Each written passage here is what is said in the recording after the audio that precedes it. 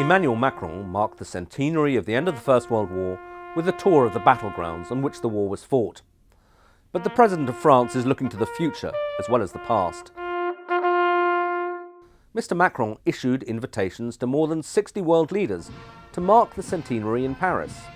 France has used the commemoration to launch a Paris Peace Forum under the slogan, "Peace is linked with global governance." But this mild message is unlikely to sit well with Donald Trump, who's an avowed enemy of global governance.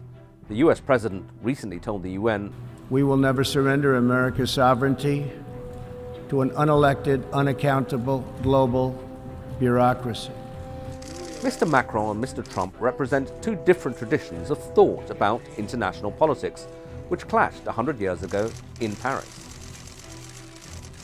Mr. Macron's the heir to the high-minded internationalism of Woodrow Wilson, the US president who personally represented America at the Paris Peace Conference of 1919.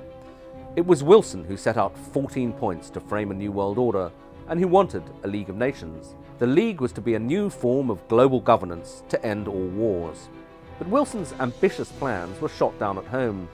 The US Senate refused to approve American membership of the League of Nations, which went ahead without US participation.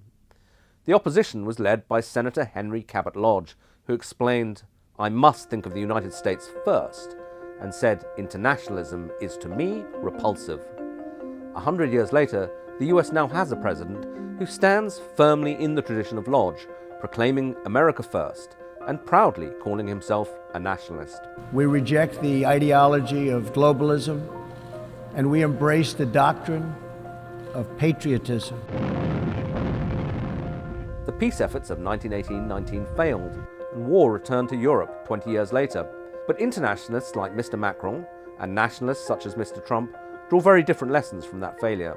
For nationalists, the failure of the League of Nations has become a byword for the futility of global governance. In the 1930s, the League was totally unable to act as an effective check on the ambitions of Imperial Japan, Mussolini's Italy, and Nazi Germany. In the end, it took the armies of nation-states to stop the dictators. But the internationalist response was that the really serious mistake was made by the likes of Senator Lodge. By snubbing the League and retreating into America First isolationism, the US arguably created the conditions for international anarchy to flourish. So there it is, Trump versus Macron, nationalism versus internationalism. This is a debate that's even more about the future than the past. Which of these two ideologies will prevail? Come back to Paris in 100 years' time, and perhaps we'll know.